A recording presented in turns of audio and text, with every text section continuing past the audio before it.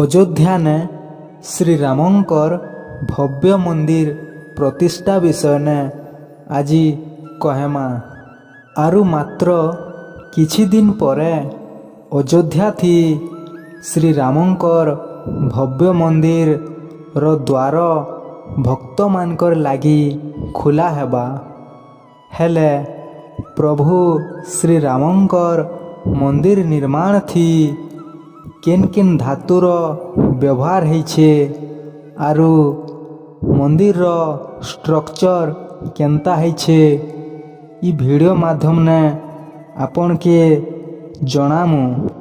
ଆରୁ ଆପଣମାନେ ସବୁକିଛି ଜାଣିପାରବେ। ଶ୍ରୀ ରାମ ଜନ୍ମଭୂମି ତୀର୍ଥକ୍ଷେତ୍ର ଟ୍ରଷ୍ଟ ଦ୍ୱାରା ମାର୍ଚ୍ଚ 2020ରେ ରାମ ମନ୍ଦିର ନିର୍ମାଣର ପ୍ରଥମ ଚରଣ ଆରମ୍ଭ କରାଯାଇଥିଲା। ମନ୍ଦିର ବନାବାର ସମୟଥି ସେଠାନେ ଗୁଟେ ମାଟି ତଲୁ ବଡ଼ ଶିବଲିଙ୍ଗ ଆରୁ ବହୁତଟେ ଭଗ୍ନ ମୂର୍ତ୍ତି ସହ ବଡ଼ ବଡ଼ ସ୍ତମ୍ଭମାନେ ମିଳିଥିଲା।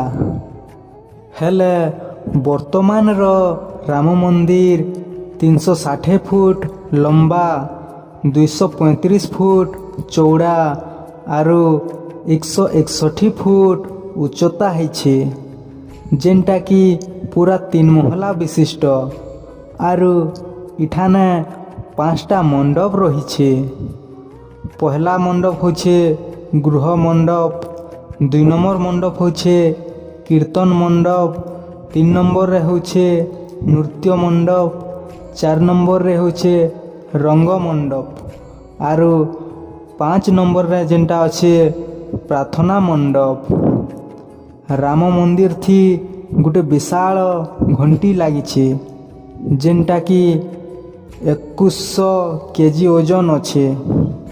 ଇତାର ଉଚ୍ଚତା 6 ଫୁଟ ଆରୁ ଉସାର 5 ଫୁଟ ଅଛେ। ଇତାର ଦାମ ହେଉଛେ 21 ଲକ୍ଷ ଟଙ୍କା।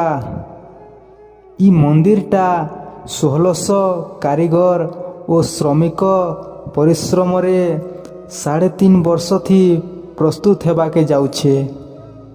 ଏହି ରାମ ମନ୍ଦିରକେ ପଶବାର ଲାଗି ହେଲେ ପହଲା ଗୋଟେ ସିଂହ ଦ୍ୱାର ରହିଛେ। ମନ୍ଦିରଟା 3 ମହଲା ବିଶିଷ୍ଟ, ଯେନ୍ଥିରେ କି 160ଟି ଖମ୍ବ ପହଲା ଗ୍ରାଉଣ୍ଡ ଫ୍ଲୋର ଥି ନିର୍ମିତ ହେଇଛେ। ପ୍ରତ୍ୟେକ ସ୍ତମ୍ଭ ଥି ବହୁତଟେ ଦେବାଦେବୀଙ୍କର ମୂର୍ତ୍ତିମାନେ ରଖା ହେଇଛେ। ଶ୍ରୀରାମଙ୍କର ଗର୍ଭଗୃହରେ 3ଟା ଦ୍ୱାର ରହିଛେ। ଗୋଟେ ମୁଖ୍ୟ ଦ୍ୱାର ଆରୁ ପାଖେ ଭକ୍ତମାନଙ୍କର ଲାଗି 2ଟା ପ୍ରବେଶ ଦ୍ୱାର ଅଛେ। ଆରୁ ପ୍ରସ୍ଥାନ ଦ୍ୱାର ସୁବିଧା ବି ରଖାଯାଇଛେ। ଗର୍ଭଗୃହ ଥି ଭଗବାନ ଶ୍ରୀରାମଙ୍କର 2ଟା ମୂର୍ତ୍ତି ସ୍ଥାପନ ହେବା। ଗୋଟେ ରାମଲଲାର ବାଲ୍ୟକାଳର ମୂର୍ତ୍ତି ଆର୍ ଗୋଟେ ଯେ ରାମଙ୍କର ବିଶାଳ ମୂର୍ତ୍ତି। ଗର୍ଭଗୃହର ଦ୍ୱାର ଯେନ୍ଟାକି 12 ଫୁଟ ଉଚ୍ଚତା ହେବା ଆରୁ ଦ୍ୱାରର କବାଟ ସୁନାର ପ୍ରସ୍ତୁତି ନିର୍ମିତ ହେବା। ଗର୍ଭଗୃହ ନିର୍ମାଣ ଏନ୍ତା ହିସାବେ ହେଇଛେ ଯେ ସବୁ ବର୍ଷ ରାମନବମୀ ଦିନ ଠିକ୍ 12 ବଜେ ସୂର୍ଯ୍ୟଙ୍କର କିରଣ ଗର୍ଭଗୃହରେ ଶ୍ରୀରାମଙ୍କର ମୂର୍ତ୍ତି ଉପରେ ପଡ଼ବା। ଇ ଦୃଶ୍ୟଟା ଖାଲି ବରଷକେ ଥରେ ରାମନବମୀ ଦିନ ଏକା ଦେଖାଦେବା। ଇଥିର ସହିତ ମନ୍ଦିର ଏନ୍ତା ହିସାବେ ତିଆର କରାହେଇଛେ ଯେ ଭୂମିକମ୍ପ ଆସିଲେ ବି କିଛି କ୍ଷତି ନାଇଁ ହୁଏ।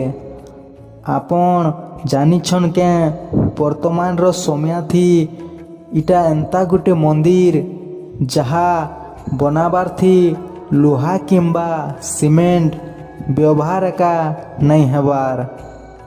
ହେଲେ ଇତାର ପଛେ ବି ଗୋଟେ ବଡ଼ କାରଣଟେ ଅଛେ। ଲୁହା ସାଧାରଣ ହିସାବେ ଦେଖ୍ମା ବେଲେ 80 100 बरस भितरे खराब हो जाएसी।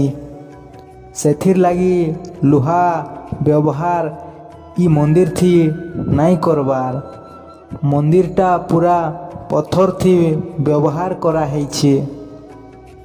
मंदिरटा एंता मजबूत हिसाब बना है जे जहाँ हजार हजार बरस तक किछि क्षति नहीं हुए।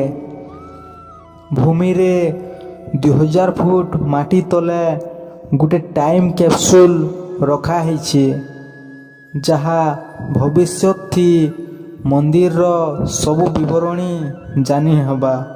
भगवान कर मूर्ति विशाल शालग्राम पत्थर द्वारा बना है। इटा नेपाल रो गंडक नदी रु अना है। गर्भगृह रे लगा हिथिबार मार्बल मध्य बहुत उच्च कोटीर जहाँ बरस बरस धरी रंग बदलाइब नहीं।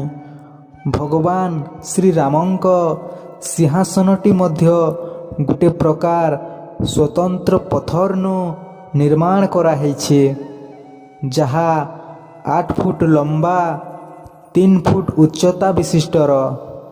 आरु सही सिंहासनर ओसारटा 4 फुट अच्छे। भगवान कर एही राम मंदिरटा नागरी शैली रे निर्माण है। इठाने महाराष्ट्र नु आसीथिबार स्वतंत्र काठर व्यवहार है। आरु श्री रामंकर सिंहासन के भी स्वर्णर छाउणी कराहेबा। वर्तमान खाली तारीख 22 जनवरी मास 2024 के अपेक्षा करबा के पड़बा। यही दिन अयोध्या ने रामलला मंदिर रे विराजमान हेबे। मंदिरटा प्रतिष्ठा करा हेबा। जदि ए भिडियोटा आपण मान के भल लागिछे ताहले कमेंट रे जय श्री राम लेखंतु।